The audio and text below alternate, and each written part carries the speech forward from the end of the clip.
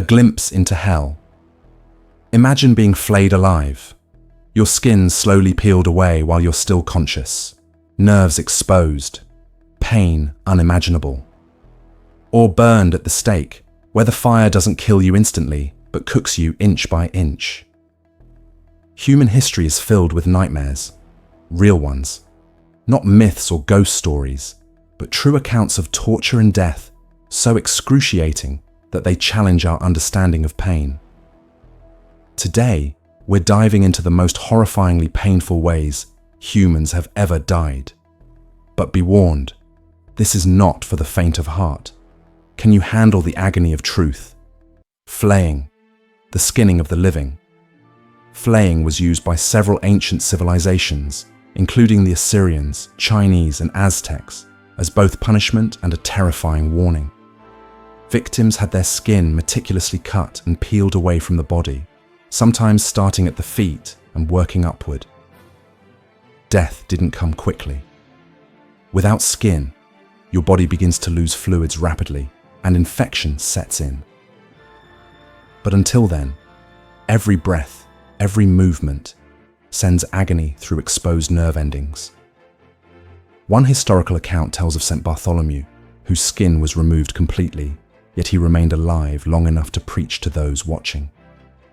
How does a human endure such torment without instantly going insane? The Brazen Bull, death by roasting. Invented in ancient Greece, the Brazen Bull was a hollow brass statue where victims were locked inside, then roasted alive over a fire. The cruel twist. The bull was designed with acoustic tubes, so the screams would sound like the bellowing of a real bull.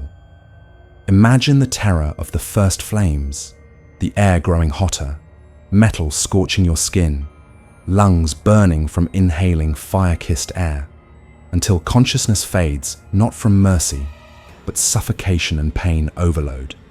Perillos, the inventor of this monstrous device, was ironically its first victim. Lingchi, death by 1,000 cuts Lingchi, or death by 1,000 cuts, was used in Imperial China as a form of ultimate humiliation and suffering.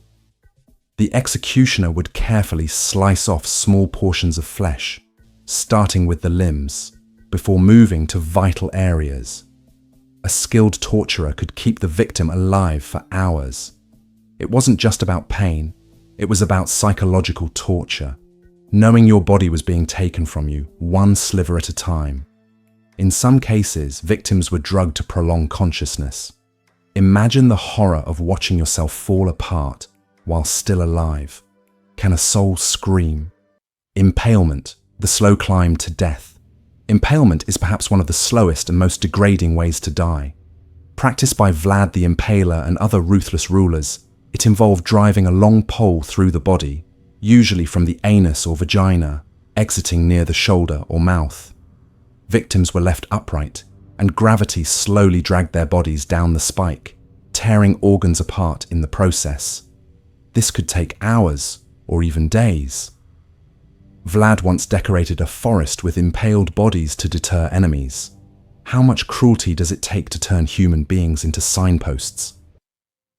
Rat torture, the burrowing nightmare. In one of the most psychologically disturbing tortures, a metal container filled with rats was strapped to a person's stomach or chest. Then, heat was applied to the container, forcing the rats to escape by burrowing through flesh. You wouldn't die immediately. First, you'd feel the scratching, the panic of the rats, and then the searing, internal pain as they tear through your organs trying to flee. This was used in various periods, including by European inquisitors and South American dictators. The body is strong, but the mind shatters fast. Scaphism, the boat of madness. The ancient Persians devised a death so slow and humiliating, it's almost mythical. Called Scaphism, the victim was trapped between two boats or logs, force-fed milk and honey until they developed severe diarrhea. Then, more honey was poured over their body to attract insects. Left floating in stagnant water, the person would be eaten alive, inside and out, by insects, worms, and bacteria. Death could take weeks, and each moment was marked by bites, rot, and madness. What kind of society creates such horror for the sake of punishment? The human capacity for cruelty. As we've seen, history isn't just about empires and inventions. It's soaked in blood and built on pain. These deaths weren't just physical. They were psychological assaults meant to crush the human spirit. And yet, some victims endured long enough to inspire, to resist, to become symbols. What does it say about us that we created such methods? And what does it say about our evolution, that we now tell their stories not for entertainment, but remembrance? Pain is a part of history, but so is resilience.